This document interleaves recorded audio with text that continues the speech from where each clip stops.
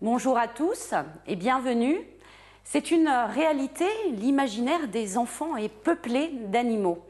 Lorsqu'ils grandissent, il n'est pas rare qu'ils réclament inlassablement un chat, un chien ou encore un hamster.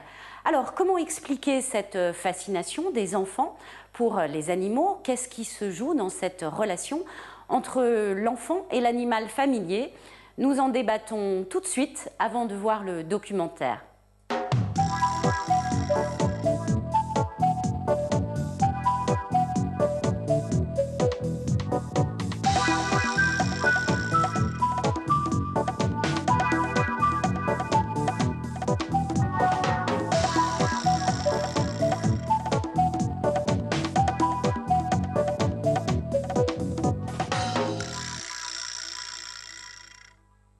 Avec nous, pour en parler, nous recevons trois invités. Tout d'abord, Marie-Françoise Tarazi, bonjour. Bonjour.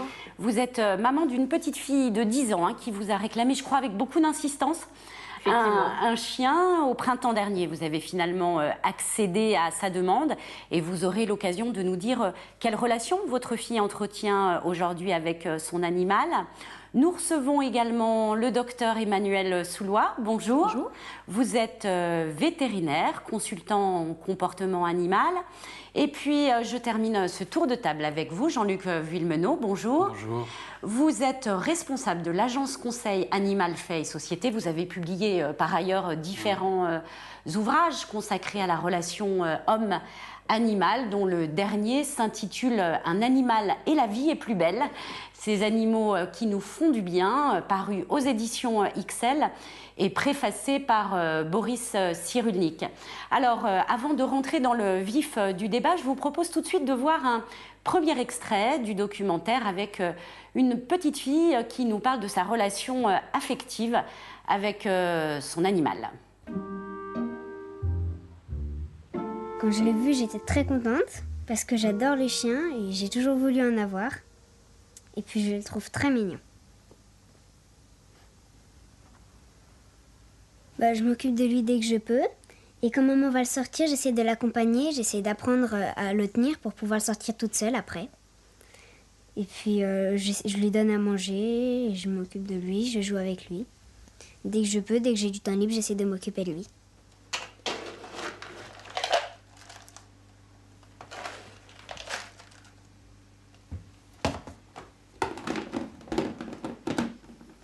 Pour moi, c'est mon petit frère. Et je lui parle quand je suis triste, par exemple. Je lui parle et il vient me consoler. Je lui raconte un peu tout ce que j'ai peur de raconter à mes frères et sœurs, parce que tout ce que j'ai pas envie de raconter, les choses qui m'arrivent, les choses personnelles, parce que je sais que lui, au moins, il pourra le dire à personne. Marie-Françoise, on voit que cette petite fille a une relation affective très très forte avec son chien. Qu'en est-il pour votre fille? Et puis aussi pour quelles raisons l'arrivée du chien est assez récente. Pour quelles raisons avez-vous pris la décision, je crois d'ailleurs après mûre réflexion, de longues années, on peut dire, d'accéder à sa demande? Oui, oui. Alors ma fille a toujours été attirée par les animaux, les chiens tout particulièrement. Et la demande, elle est très ancienne. Et ce qui est un peu particulier dans notre situation, c'est que nous avions un chien lorsque ma fille était petite. Il est mort et elle avait 2 ans. Et elle n'a pourtant pas le souvenir de ce chien, mais il y a des photos, enfin elle l'a vu sur des petits films. Et elle avait comme une blessure, en fait, qui s'était pas... un deuil qui était non fait par rapport à ce chien manque. Lorsqu'elle était triste, elle disait toujours « mais Chloé me manque », c'est le nom du chien. Ma fille est fille unique, donc ça a joué. Et du coup, de fil en aiguille, je me suis dit que c'était important pour elle, en plus c'est une personnalité anxieuse, que c'était important pour elle d'avoir un animal, que c'était fondamental. Enfin, et quelle relation elle entretient aujourd'hui avec son animal? Eh bien, je pense que le documentaire illustre finalement la relation. Enfin, ma fille a le même type de relation avec son chien. C'est son confident, c'est son compagnon de jeu. Il y a beaucoup d'affection. Il y a un attachement qui a été immédiat et qui est de plus en plus fort. Emmanuel Soulois, qu'est-ce qu'on peut dire? Est-ce que les animaux exercent sur la plupart des enfants une réelle fascination, une attirance? Et de quel ordre? Alors je pense que tous les enfants sont fascinés par les animaux. L'animal incarne un peu la peluche vivante, le côté doux, rassurant, gentil. Leur doudou représente d'ailleurs souvent des animaux. Voilà, au travers aussi des dessins animés, des personnages de fiction qui sont souvent représentés sous forme d'animaux. Il y a aussi une fascination qui peut s'exercer à l'inverse par rapport aux animaux qui sont un petit peu effrayants. C'est une façon de conjurer un peu la peur. L'idée qu'on va aimer voir aux zoos, par exemple, des tigres, ou aller à l'aquarium voir des requins, ça fascine toujours les enfants, et pourtant, c'est des animaux qui font peur. Donc il y a à la fois le côté rassurant et le côté un animal qu'on cajole, et puis à l'inverse, peut-être une certaine fascination pour l'effrayant et le surnaturel un petit peu. Vous avez un métier qui est aussi beaucoup envié par les enfants. Enfin, il me semble que beaucoup d'enfants veulent devenir vétérinaires, non? Oui, certainement. Il m'est arrivé d'intervenir dans des collèges pour présenter mon métier. Alors, j'ai beaucoup de stagiaires de 4e ou de 3e qui viennent à la clinique. C'est vrai que souvent, ils ont une version un petit peu idyllique du métier, parce qu'ils voient toujours le bon côté des choses. Le docteur qui soigne, les animaux qui sont très gentils. Donc quelquefois, après le stage, ils changent un petit peu d'avis. Mais c'est vrai que oui, beaucoup d'enfants, quand on leur demande quel métier tu veux faire plus tard, souvent c'est vétérinaire. Ça fait partie des métiers fascinants. Jean-Luc Villemenot, qu'est-ce qui se joue dans cette relation entre l'enfant et l'animal familier, hein? Comment expliquer cette attirance? Ça dépend de l'âge aussi. Je crois que l'on est... D'abord, sur le petit enfant, on est sur des compétences qui sont très partagées entre l'animal de compagnie. On va rester sur des espèces qui sont quand même les plus proches de nous, à savoir le chien et le chat. Donc des espèces qui vivent auprès de l'homme depuis tellement longtemps qu'elles ont eu une capacité d'imprégnation, une capacité aussi, de leur côté, je dirais presque entre guillemets, à savoir communiquer avec nous. En tout cas, à percevoir un certain nombre des signaux qui sont émis par l'homme. Et ce qui est intéressant avec le jeune enfant, singulièrement celui qui n'est pas encore verbalisé, le petit bout de chou, la petite fille, le petit garçon, qui va être dans les phases de reptation, et puis tout doucement en position verticale, qui va commencer à avoir une petite production langagière, à babiller, etc. Il y a une proximité entre le comportement de l'animal et le tout petit enfant? Très, très proche, puisqu'on voit, il y a une expression populaire qui dit « il me suit comme un petit chien », ce qu'on appelle la capacité d'imitation. Il est clair qu'un jeune enfant va chercher à imiter son animal, va chercher aussi à imiter l'humain adulte, de même que, plus particulièrement le chien, va être aussi comme ça dans des postures de suivi, d'imitation, d'invitation au jeu. Il y a un geste que l'on fait si l'on est parent, si on est parent je dirais positif, ce sont ces gestes d'empathie avec les mains ouvertes, les comportements affiliatifs. L'animal, en particulier le chien, a de nombreux comportements qui invitent à l'interaction et au jeu. Et puis pour le petit enfant, moi je pense, parce que j'ai 3 enfants, j'ai toujours eu des animaux, je crois que chez eux, dans cette relation, il y a quelque chose de très, je dirais, très sensuel, de très tactile. Ce besoin de la fourrure, du contact physique. Et je crois que ce que lui apporte le chien ou le chat, c'est effectivement ce rapport tactile, sans barrière. Mais l'animal, lorsque l'enfant va grandir, sera aussi dans un processus qui va être un processus où l'enfant va être dans une stratégie un petit peu de projection. Et avoir un animal pour un jeune enfant qui est dans un comportement qui ne juge pas, qui n'est pas autoritaire, qui ne porte aucune image de valorisation ou de dévalorisation, c'est extrêmement important. C'est très réconfortant. L'animal peut jouer le rôle de refuge affectif, de confident. Totalement. Alors, on parlait de la peluche tout à l'heure, hein, mais effectivement, l'animal transfert, animal de substitution, ce que Winnicott décrit, ce que Levinson décrit aussi, à la différence près, c'est que la peluche, elle n'a pas de réponse. Quelle incidence a eu l'arrivée dans votre foyer de ce chien pour votre fille? Et est-ce qu'il y a pour vous aussi une dimension presque éducative? Oui, incontestablement, oui. Surtout que Lou, quand on a eu le chien, elle a 10 ans, donc elle est en âge où elle peut prendre en charge, s'occuper du chien, donc elle se sent responsable. Et de fait, comme la petite fille dans le documentaire, elle le nourrit, elle le sort. Donc c'est vrai que ça l'a responsabilisé.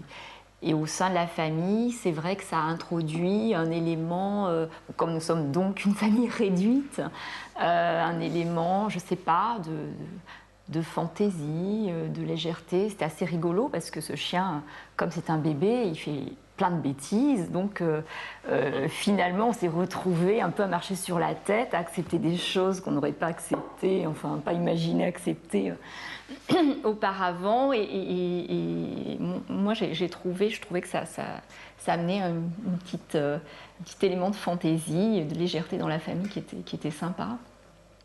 Que peut apporter, Emmanuel, en termes éducatifs, l'animal auprès de l'enfant? Est-ce qu'il y a cette dimension-là, éducative? Je pense qu'il faut quand même avoir conscience que l'enfant, ça dépend de l'âge, toujours, parce que un jeune enfant, on ne peut pas lui demander de s'occuper d'un chien, on ne peut pas le responsabiliser pour s'occuper d'un chien, notamment le nourrir, et certainement pas de l'éduquer. Un enfant plus grand, on peut lui confier certaines tâches d'éducation, beaucoup au travers du jeu. Ça peut être aussi une façon pour l'enfant de sortir, de promener le chien par exemple, rencontrer d'autres enfants, aller au parc, sortir chez lui. Donc ça c'est plutôt bénéfique je pense pour l'enfant. Mais pour tout ce qui est de la responsabilité, je pense qu'il faut toujours avoir quand même certaines limites. Mais est-ce que ça permet à l'enfant d'approcher aussi certaines notions? Je pense en particulier à la notion de vie, de mort, de fragilité. Oui. Est-ce qu'il y a une vertu presque éducative pour l'enfant?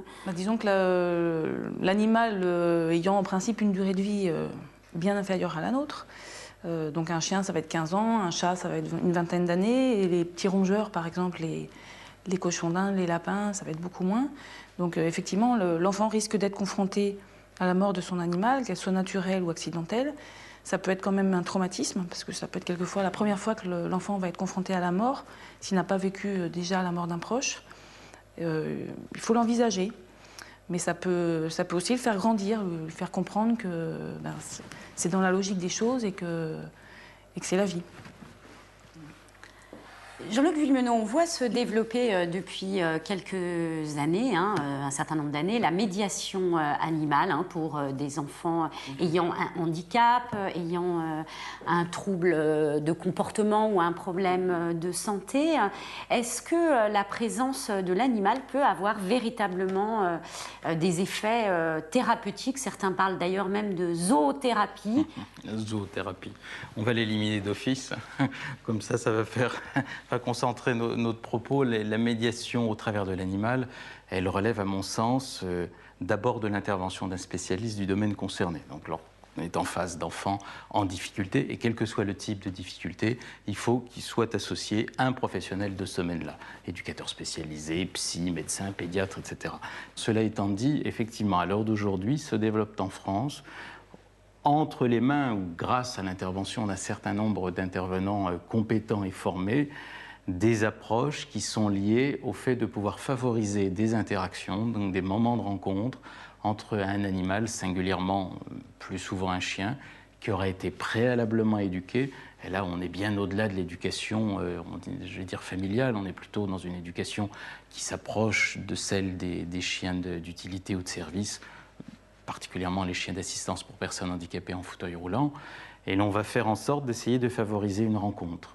Alors ça peut être une rencontre avec un enfant, effectivement, qui souffre d'un trouble cognitif, d'un trouble psychomoteur, d'un handicap de naissance, d'un handicap physique lié à un accident de la vie. Et ça peut avoir véritablement des effets alors, les effets thérapeutiques, derrière, entre guillemets, j'entends votre prudence. Thérapeutique, moi, je pense pas qu'on puisse prescrire un animal sur ordonnance, même si on sait que des études l'ont montré, ça permettrait de faire des économies de santé. Cette parenthèse mise à part, oui, ça a des effets positif, là encore, probablement sur la faculté que l'animal a à développer auprès de certains de ses enfants en difficulté des capacités ou des compétences qui sont cachées ou qui sont amputées du fait même je vais dire, du contexte dans lequel il se trouve. Vous avez un exemple un peu précis d'un enfant? Moi, je l'ai vu il n'y a pas longtemps.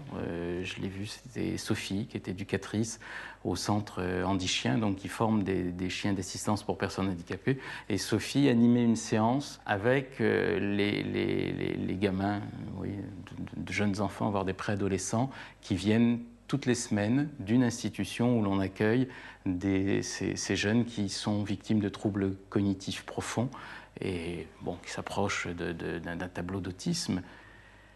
Et il y avait quelque chose qui relève pour le moment, pour un certain nombre de praticiens, quasiment de l'inexplicable ou de l'indicible, c'est-à-dire une ouverture de ces enfants au travers de l'échange tactile. Et j'y ai vu, sans faire de lyrisme, j'y ai vu vraiment des gamins qui sont en grande difficulté de relation avec le monde environnant, enlacer des chiens, fouiner. Mais vous savez, j'ai vu des petites filles qui étaient devant moi, qui avaient le nez dans la fourrure, qui touchaient, qui papouillaient, et avec un sourire qui était éclatant. Alors, beaucoup de spécialistes vont dire on ne peut que constater. Quelle place tient l'animal dans votre famille ? Une place relativement importante. Faut dire que le chien est très présent parce qu'il est très remuant, puisqu'il est jeune. Quelque part, oui, il a agrandi la famille sans que le chien soit le petit frère de loup pour autant, mais c'est le sujet de discussion commun, ou de préoccupation commun, ou de joie commune.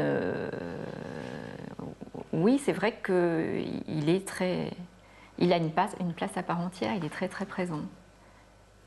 Quelle place tiennent aujourd'hui les animaux dans la société et en particulier dans la sphère familiale ? C'est vrai que Marie-Françoise, vous disiez l'animal a une place aujourd'hui entière. Est-ce que ça c'est quelque chose qui a évolué, en tout cas la fonction entre guillemets oui, de l'animal au sein de la société et particulièrement dans la sphère familiale ?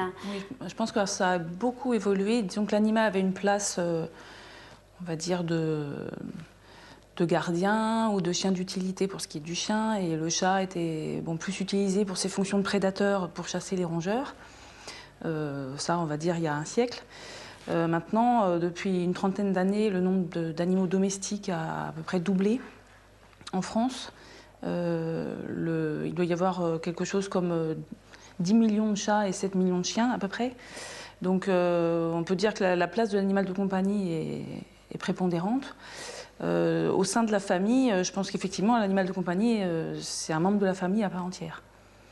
Quelquefois, les gens parlent d'ailleurs de leur animal comme le frère ou la sœur de leur enfant. C'est fréquent. Et c'est surtout vrai pour les chiens et les chats, mais oui, ils font partie de la famille. C'est plus le chien qui dort dehors, il dort dans la maison, il a son... C'est le passage finalement de la France rurale à la France urbaine, oui, qui a aussi beaucoup modifié la fonction, encore une fois entre guillemets, de l'animal au sein de la famille. Disons que dans les campagnes, on a encore effectivement des chiens de chasse qui vivent en chenil, qui ne rentrent jamais dans la maison, qui ont des contacts très peu fréquents, une fois par semaine pour aller à la chasse par exemple, ça je le vois quand même. Mais de plus en plus, notamment dans les villes, les personnes qui ont un chat ou un petit rongeur ou un chien, il est plutôt tout le temps avec eux, en fait, dans l'appartement, dans la maison, ils l'emmènent en vacances, donc je suis partie de la famille.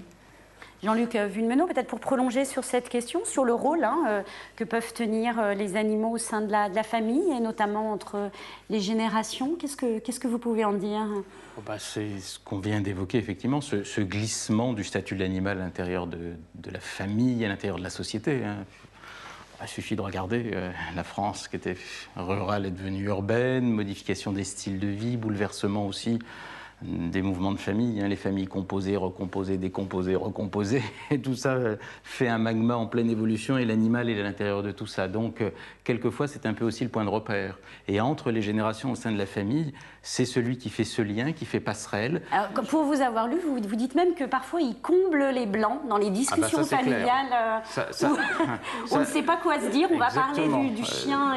Oui, ça, j'en sais quelque chose. Et dans l'univers personnel, familial et dans mon environnement, où il arrive quelquefois, vous savez, ces déjeuners dominicaux qui perdurent à mes grands yeux, à mes yeux malheureusement d'ailleurs, mais bon, où on est là, on se regarde comme ça, puis au bout d'un moment, ah tiens, regarde, il y a Annette, c'est ma dernière petite chatte qui vient d'arriver, qu'on a recueillie, et il y a Annette qui est en train, regarde, elle est passionnée de stylo, Annette, donc elle pique tous les stylos de tout le monde.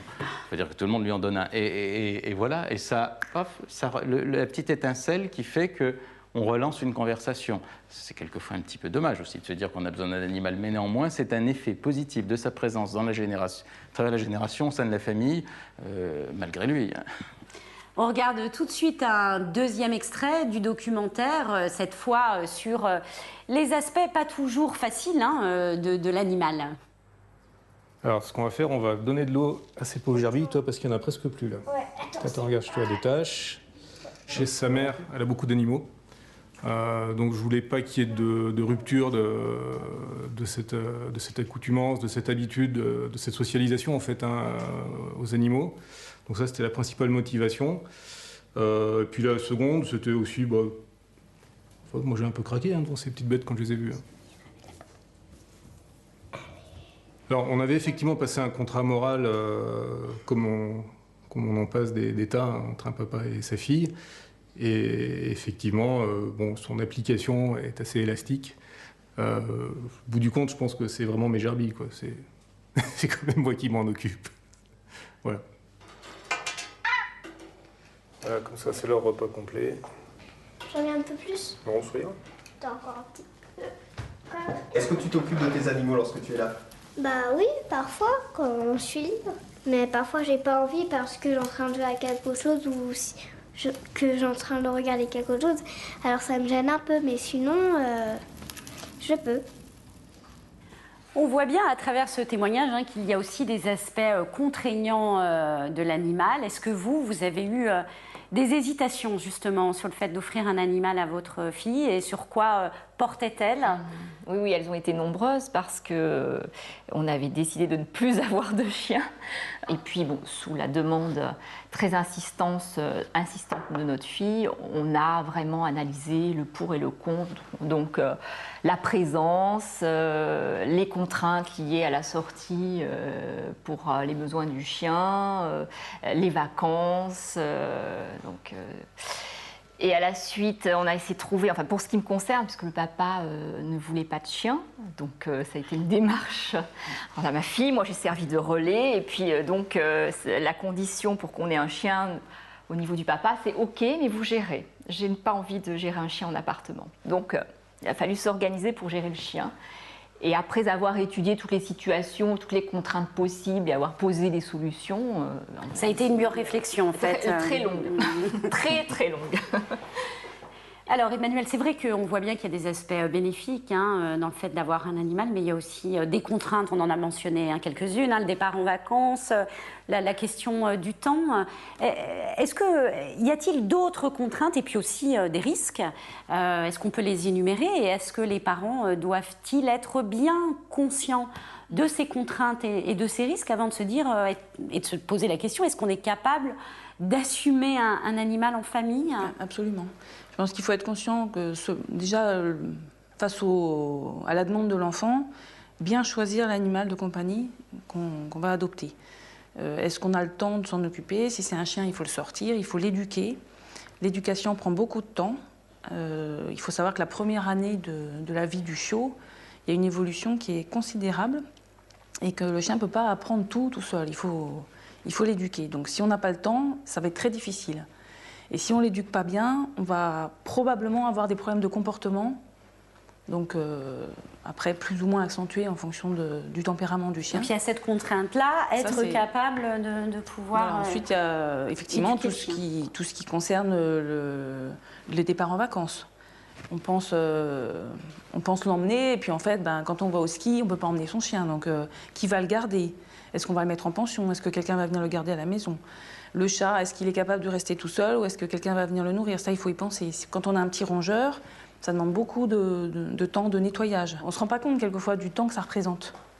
Et sur les risques Sur les risques, évidemment, en fonction de l'animal qu'on va choisir, on peut avoir des risques de griffures, de morsures, parce qu'un chat, tous les chats ne sont pas gentils, tous les chats ne sont pas tolérants avec l'homme. Il y a des chats qui n'aiment pas être manipulés, par exemple.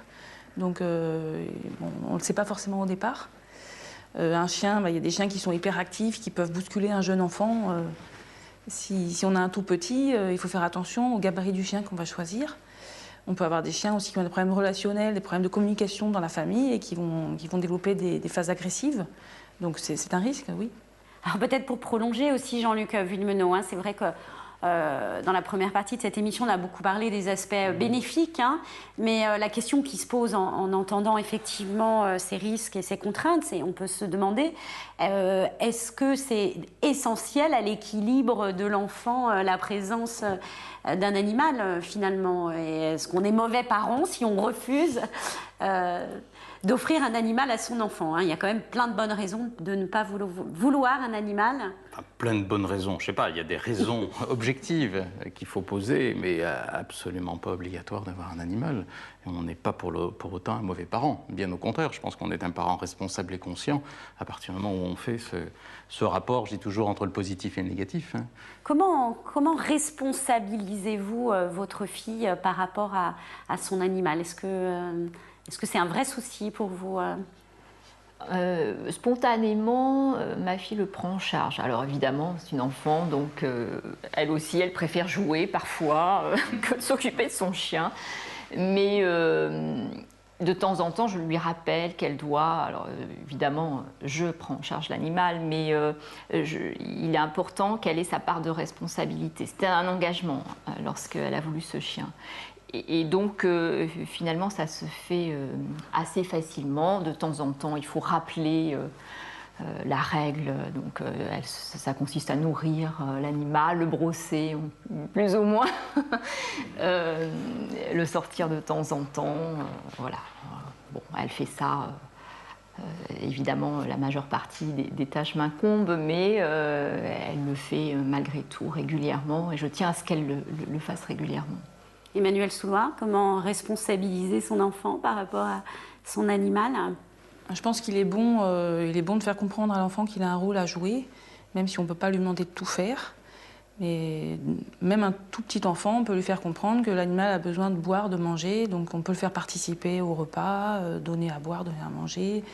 Bon, sortir en laisse, il faut déjà que le chien soit éduqué et que l'enfant soit capable de retenir le chien. Il y a toujours un risque quand on rencontre d'autres chiens dans la rue, par exemple. Voilà, la gestion des contacts est importante, je pense, surtout pour les petits rongeurs. Il faut quand même qu'ils soient manipulés avec douceur, mais qu'ils soient manipulés, de façon à devenir sociable et gentil, et que l'enfant puisse vraiment avoir un échange avec un lapin ou un cochon d'Inde, par exemple.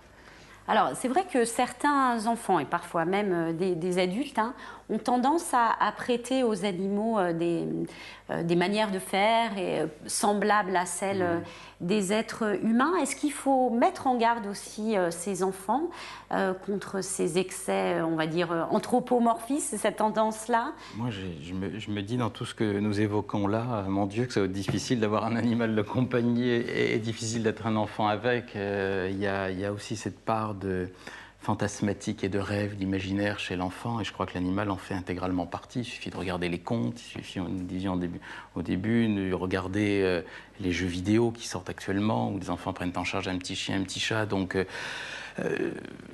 pas tout condamner. Est-ce qu'il faut effectivement responsabiliser l'enfant, je crois peu aussi aux contraintes comme ça, toujours sur l'enfant. Je crois qu'il y a des moments de rencontre entre l'enfant et l'animal.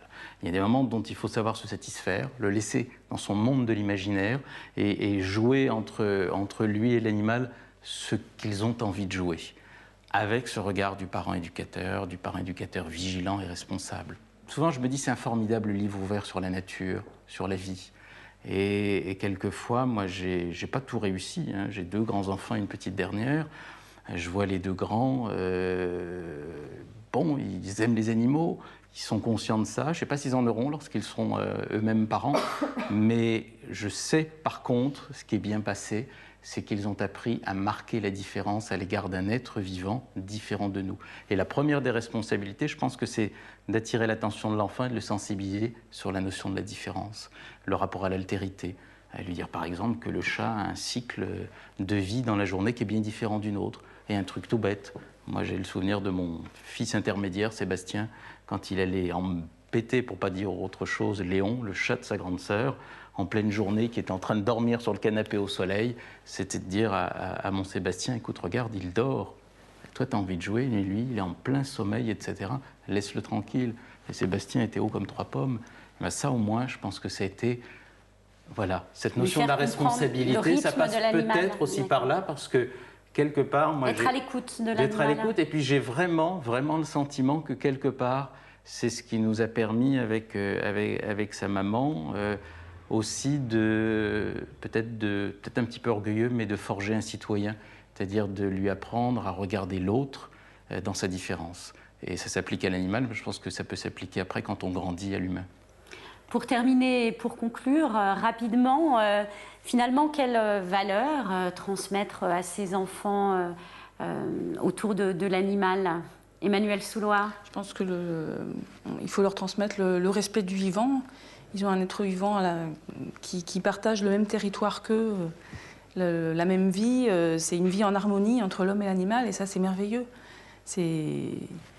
C'est pas donné. Tous les animaux ne peuvent pas s'intégrer dans un univers d'humains. Donc le chien, le chat, cette capacité-là qui est extraordinaire de passer d'un milieu intraspécifique, c'est-à-dire entre chiens ou entre chats, à un milieu qui partage avec l'humain, et ça, c'est magnifique.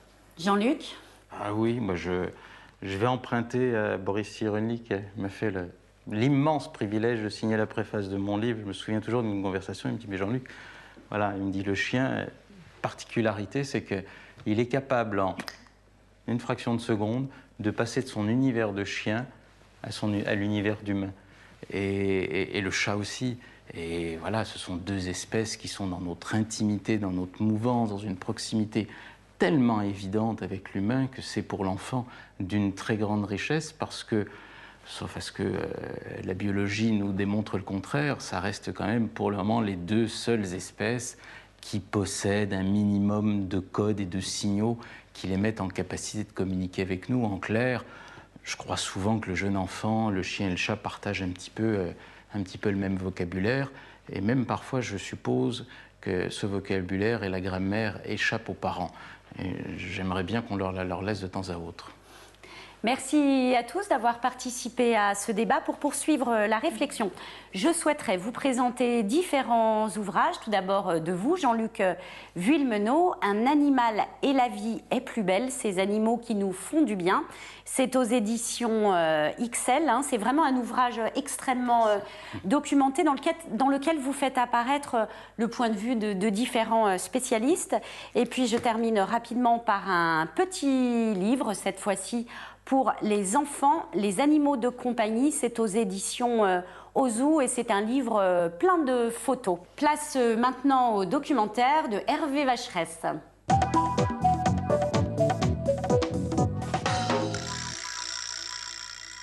Quand je pleure, il vient me consoler.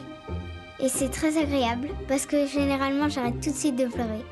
Quand je suis pas là, que je pars à l'escrime à l'école, lui, il s'inquiète pour moi, alors il veut rentrer dans l'école, me rejoindre. C'est bien pour toute la famille. Pour les mamans, quand elles sont toutes seules, il y a une compagnie qui vient. Pour papa, quand il revient du travail, il y a quelqu'un en plus qui lui fait la fête. Pour les enfants, c'est une grande machine à câlins qui vient consoler.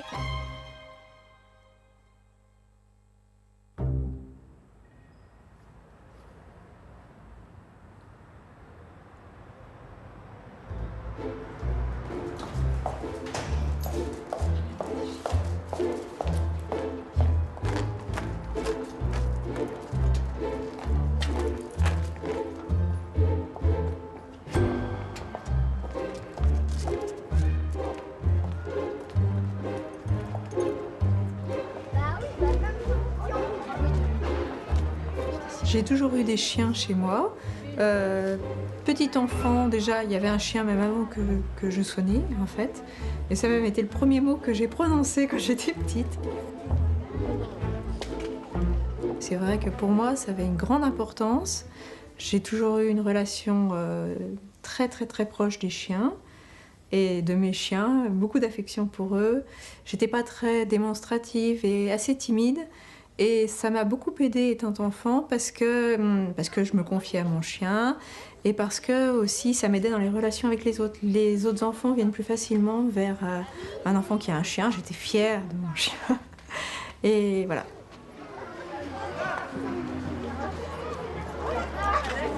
Bonjour Apolline, tu vas bien? Oui.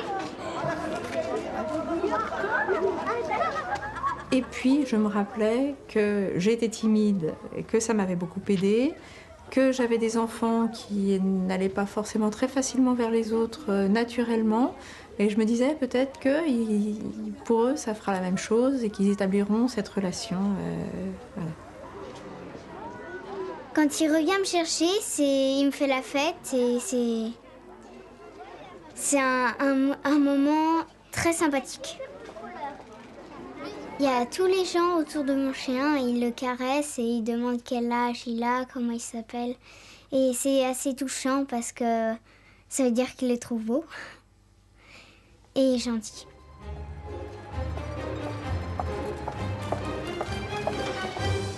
On est censé commencer le patin à glace, mais je vois très mal monsieur comme un patin à glace.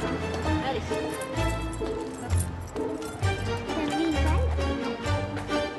Mes amies, parfois, elles viennent à midi et elles voient Eragon. Elles sont toujours contentes, elles demandent toujours à jouer avec lui. Et j'ai des amies qui ont aussi des chiens. 3 amies avec des chiens. Et on discute souvent. C'est très bien parce que ça fait un sujet de discussion. Et parfois, on met les 3 chiens ensemble dans une chambre et ils s'amusent entre eux. C'est drôle à voir.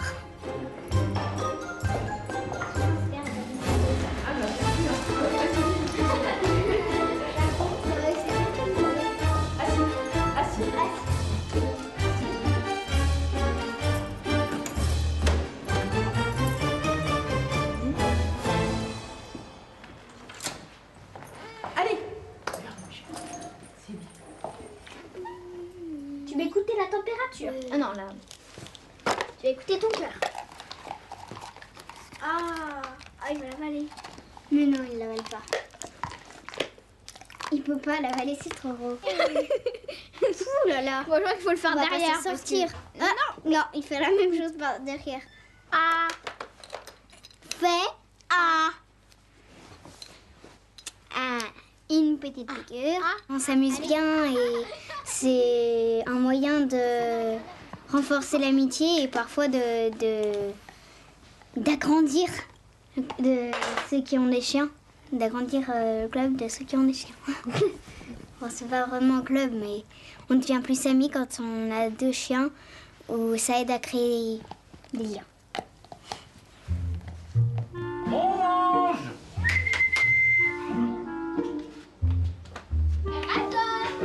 Viens là.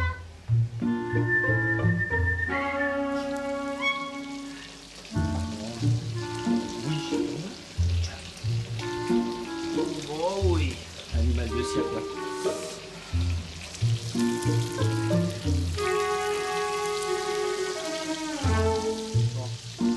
On va essentiellement faire pan du chou, hein. Non? Avec des brocolis. Des brocolis. Voilà, plein de choux. Enfant, j'avais pas d'animal domestique. J'avais même été un peu élevé dans la crainte des animaux. Le chien, peut-être inconsciemment associé au chien de guerre, enfin au chien loup, voilà, donc à une notion de danger. Et en fait, on a eu un chien parce que mon épouse a énormément insisté, puis les 3 petits monstres aussi, voilà, j'avais beaucoup de pression à la maison, donc j'ai pris au départ un chien pour faire plaisir aux enfants et à Christelle. Et puis j'ai découvert quelque chose qui fait que rétrospectivement, je me dis que j'ai manqué quelque chose quand j'étais enfant. La relation que j'ai avec mon chien aujourd'hui, c'est presque... j'ai des amis à la chasse qui me disent que j'ai une relation de papy avec son chien, quoi, que je suis devenu un pépé à chien, mais c'est vraiment ça, c'est-à-dire c'est une relation complètement en affectivité. Et c'est très très étonnant, même pour moi, parfois je me surprends, mais c'est une relation extrêmement enrichissante. Pour lui, visiblement, ça lui va, et pour moi, c'est très nouveau, et ça me va aussi très bien. Allez, viens.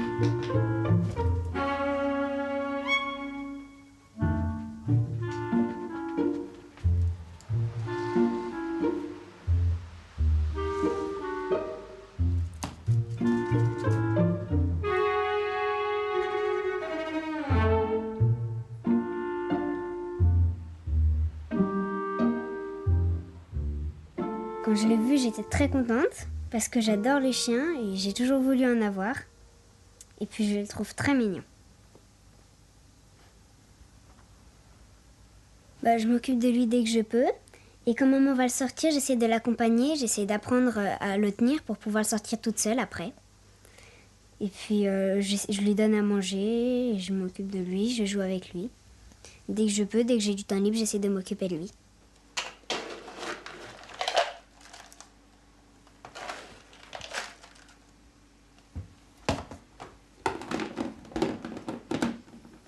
Pour moi, c'est mon petit frère. Et je lui parle quand je suis triste, par exemple, je lui parle et il vient me consoler. Je lui raconte un peu tout ce que j'ai peur de raconter à mes frères et sœurs, parce que tout ce que j'ai pas envie de raconter, les choses qui m'arrivent, les choses personnelles, parce que je sais que lui, au moins, il pourra le dire à personne. Ouais, j'aime bien lui confier tous mes problèmes. Et puis j'aime bien aussi quand il me lèche la figure, parce que pour moi, c'est comme s'il avait compris ce que je disais.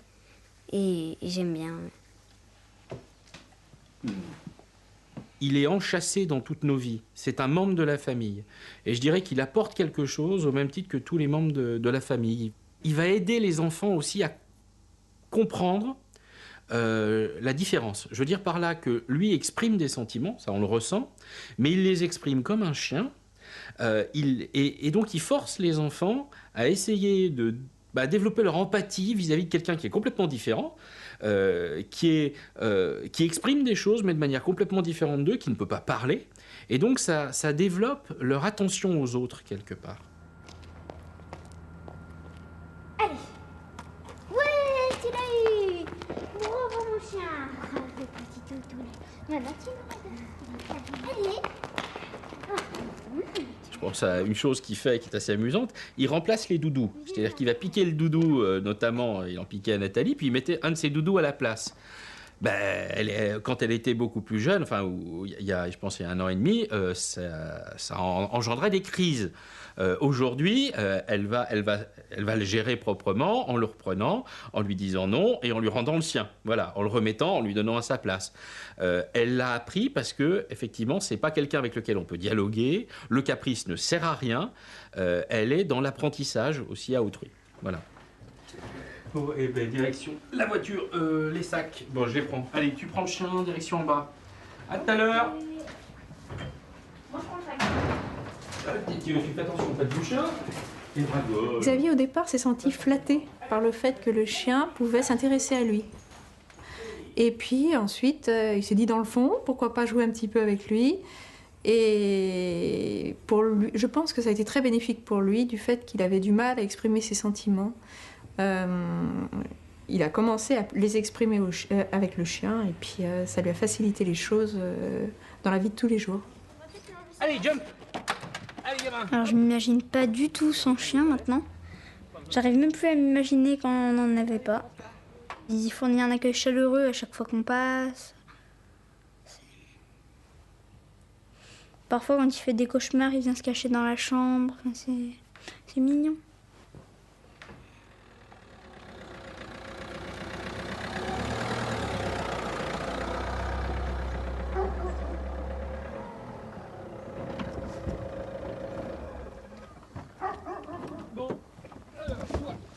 Vas-y, tu sors le chien, moi je vais... Enfin, et t'essayes qu'il s'en aille pas. Tu vas arriver à l'ouvrir ou pas la cage? Parce qu'elle est un peu dure. Allez, vas-y, tente. Ouais, je pense qu'il va t'aider. Allez, au boulot. Allez, t'es libéré, mon toutou. Oui, tu reconnais. La chasse, vu que papa n'est pas là très souvent, c'est un très bon moment. Mais bon, parfois, il y a des choses que je ne comprends pas très bien dans la chasse, comme quand papa dit « Tu l'as senti là, hein ?» Je pense que c'est un lièvre, il a 200 mètres. Et en fait, il parle au chien, c'est pas moi qui parle. Donc moi, je ne sens toujours rien à la chasse, mais bon.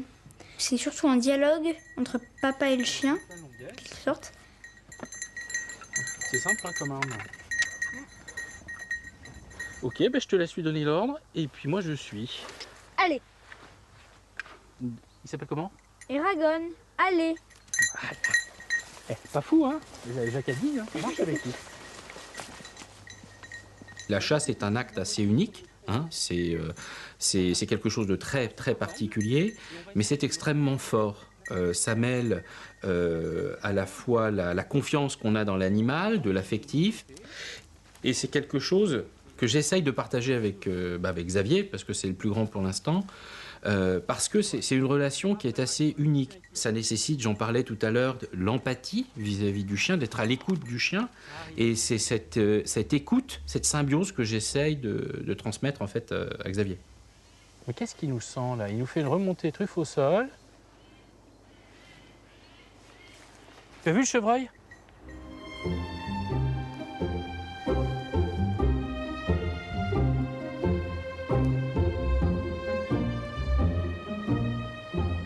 Ah bah oui, c'était super. Ouais. J'ai vraiment aimé cette matinée, c'était super bien. Moi j'aime beaucoup aller à la chasse avec papa. Pourquoi? Parce que tu aimes courir dans les bois. Non, parce que j'aime bien être avec papa. Enfin, c'est un moment où on est tous les deux. Tous les trois. Hein. Tous les trois. J'aime beaucoup ça, c'est comme un moment de complicité, on peut parler, on peut... C'est vraiment bien que la chasse, c'est super. Là, on tombe sur un lièvre. Mais remarque qu'il n'y a plus tellement de graines au sol. Il reste quelques petits grains qui ont été rongés.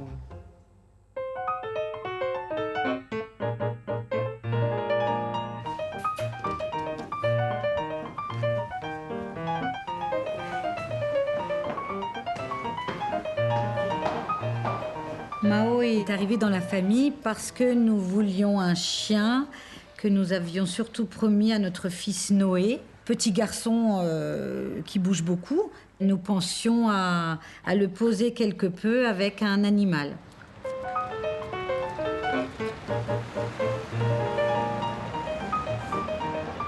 Tout le monde sait a priori qu'un chien, un animal peut canaliser quelque peu l'énergie et rendre responsable un enfant. Et nous, effectivement, Noé et notre petit dernier demandent peut-être une relation forte avec quelqu'un d'autre, notamment un animal. Et que cette relation-là, qui le rendrait lui aussi un peu responsable de quelque chose, de quelqu'un, pourrait nous aider à le structurer un peu plus. En fait, il a 1 an et demi.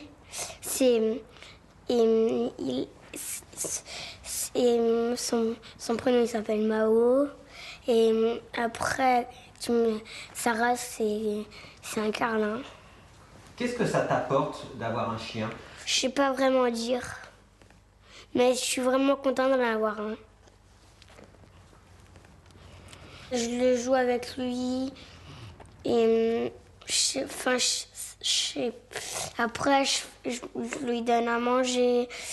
Le matin, il vient sur notre lit, tu vois. Après, ce qui est bien, c'est comme un animal de compagnie. Alors, tu peux jouer avec lui. Voilà, on fait un peu ça avec Emma.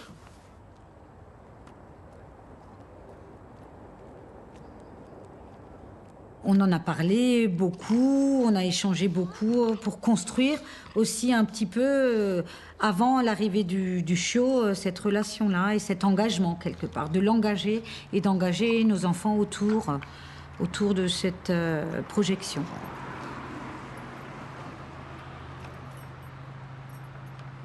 Ma fille était demandeuse aussi, mais surtout Noé, parce que ses demandes sont plus virulente parce qu'il a un caractère très affirmé. On dit d'accord, mais va falloir que tu t'en occupes.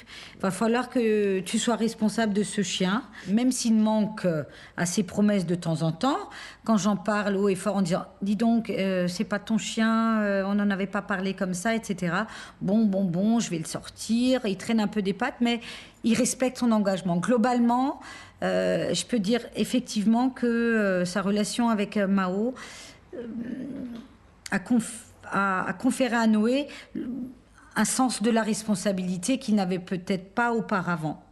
Pas lui donner des coups de poing, c'est pareil, si on nous donnait des coups de poing, ne pas lui en donner, ne pas donner à manger, il faut lui donner à manger, faut faut respecter s'il a envie d'aller aux toilettes. Enfin voilà. Il a envie de sortir, il a envie de prendre l'air, faut le sortir. Mao avec les enfants. Mais moi je me dirais quoi en plus?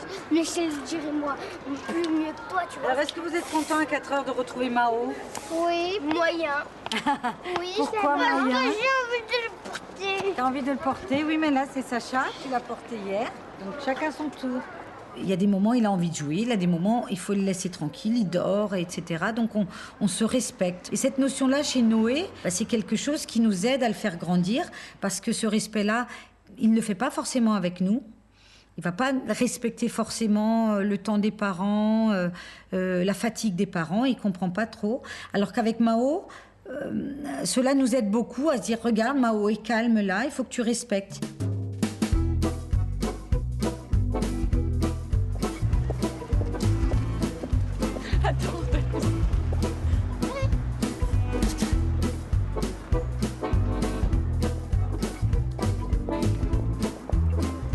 Quand je suis née, il y avait déjà 2 chiens chez mes parents.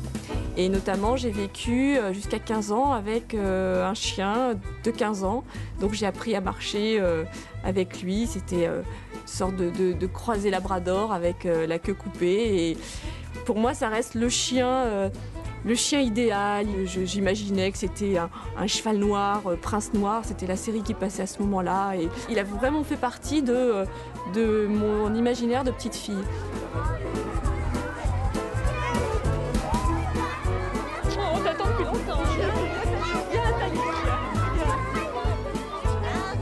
Et donc pour ma fille, je voulais un chien. Mais à l'époque, le papa de Clémence donc, ne souhaitait pas avoir un chien. Et voilà, ça me manquait. Et quand on s'est séparés, rapidement j'ai pris un chien pour elle. Elle avait 2 ans et demi, à la fois pour qu'elle connaisse cette vie, qu'elle puisse se baigner dans cette culture un petit peu animale, qu'elle puisse apprendre. Et puis aussi... parce qu'à ce moment-là, je me retrouvais seule avec ma fille. Et c'était une façon de... Effectivement, la famille avait éclaté. De reconstituer une espèce de noyau, d'ancrage. C'était, je pense, assez inconscient, mais en revanche, ça y a beaucoup participé. Le chien, la maison, c'était là où on se retrouvait. Après l'école, le week-end, on était ensemble en famille dans la maison.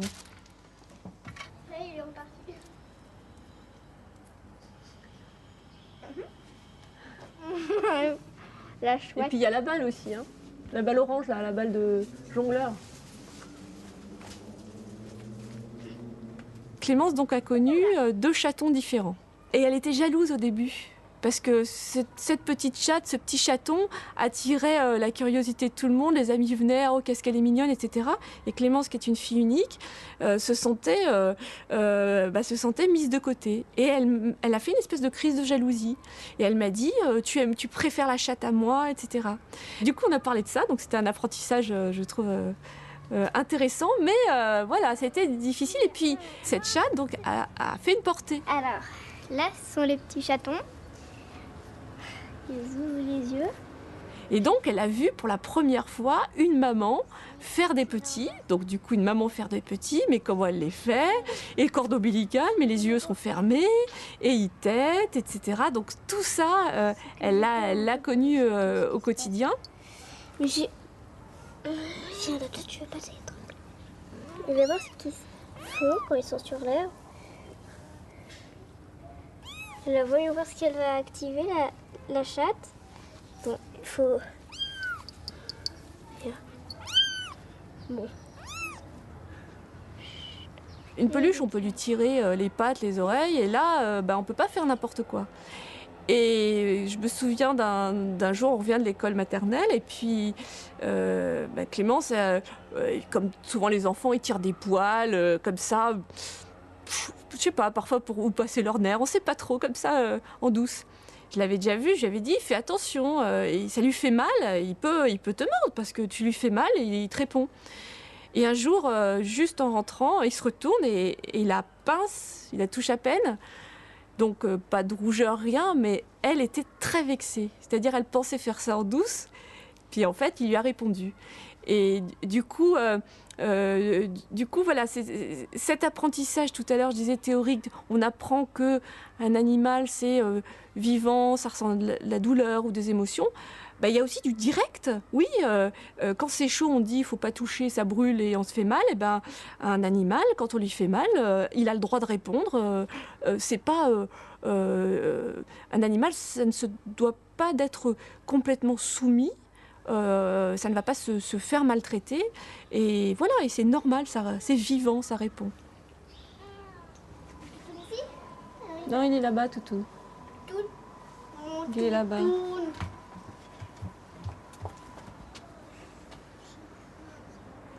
Il est malade, on croit qu'il va bientôt mourir, mais ça va bien quand même. On a cru que l'été dernier, enfin même l'été encore dernier, il n'allait pas survécu. Mais il a quand même tué.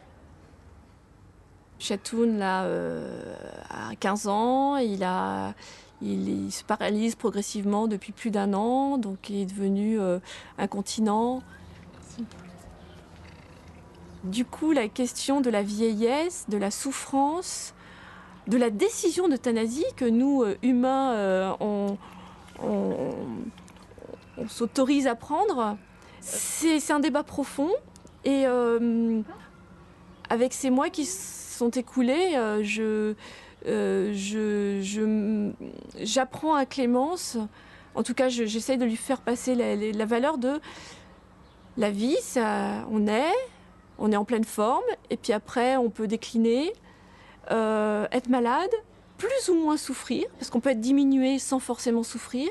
Et ça fait partie des choses à apprendre dans la vie.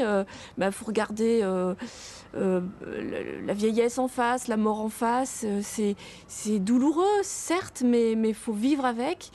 Et on en parle comme quelque chose d'inéluctable, parce que la mort, c'est inéluctable. Mais on est préparé aussi depuis longtemps parce qu'on voit bien qu'il a une vie très diminuée par rapport aux 2 autres chats joyeux, vivants, qui ont tous... Voilà, on voit la différence.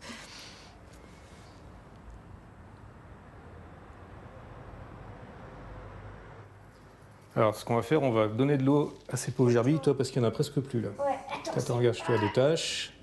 Chez sa mère, elle a beaucoup d'animaux. Donc je voulais pas qu'il y ait de rupture de cette accoutumance, de cette habitude, de cette socialisation en fait aux animaux. Donc ça c'était la principale motivation. Puis la seconde c'était aussi, moi j'ai un peu craqué devant ces petites bêtes quand je les ai vues. Alors on avait effectivement passé un contrat moral comme on en passe des tas entre un papa et sa fille. Et effectivement, son application est assez élastique. Au bout du compte, je pense que c'est vraiment mes gerbilles, quoi. C'est quand même moi qui m'en occupe. Voilà. Voilà, comme ça, c'est leur repas complet. J'en ai un peu plus. Non, sourire. T'as encore un petit peu. Est-ce que tu t'occupes de tes animaux lorsque tu es là? Bah oui, parfois, quand je suis libre. Mais parfois, j'ai pas envie parce que j'ai en train de jouer à quelque chose ou que j'ai en train de regarder quelque chose. Alors ça me gêne un peu, mais sinon, je peux. Très clairement, si je sais qu'il faut que je change la litière et que ça peut attendre une semaine, je vais attendre le week-end où Clémence est là pour le faire. Pour respecter ce contrat, pour lui montrer que c'est important qu'elle participe, que c'est finalement quelque part un peu les siennes, même si c'est moi qui vis avec. Ça marche? Voilà. J'ai connu dans ma vie des réussites plus spectaculaires quand même. Honnêtement.